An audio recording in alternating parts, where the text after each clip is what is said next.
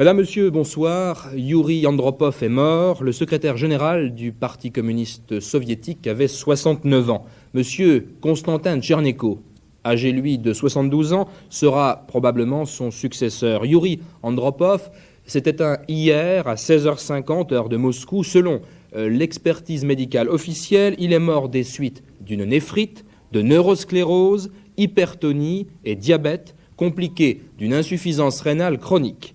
L'annonce officielle de sa mort par le comité central et la télévision soviétique n'a été faite que ce vendredi en début d'après-midi. C'est curieusement Claude Cheysson, notre ministre des Relations extérieures, qui le premier dans le monde a annoncé la nouvelle.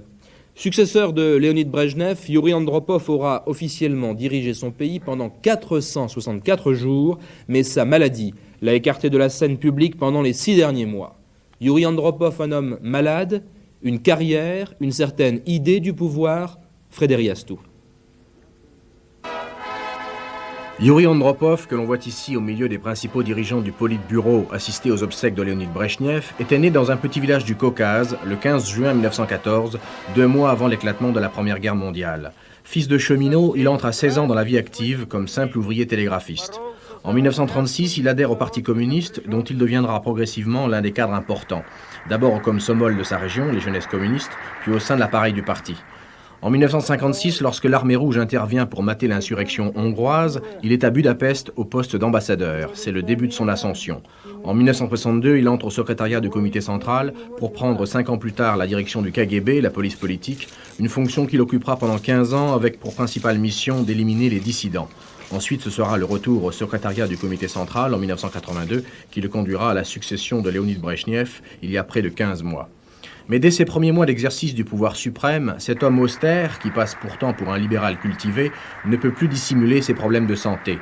En juin 1983, lors de son élection au poste de chef de l'État, Youri Andropov avait visiblement du mal à se déplacer. Les derniers à le rencontrer ont été les membres d'une délégation du Sénat américain en août dernier. Enfin, dernier signe de l'aggravation de son état de santé, son absence très remarquée, près de 3 mois plus tard, lors du traditionnel défilé militaire de la Place Rouge, à l'occasion de l'anniversaire de la Révolution d'octobre, une cérémonie que n'avaient jamais manqué ses prédécesseurs.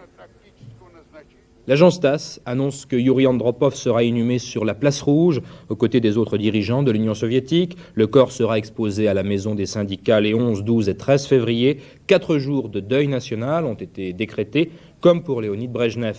La date des obsèques n'a pas été annoncée. La date probable serait celle de mardi prochain.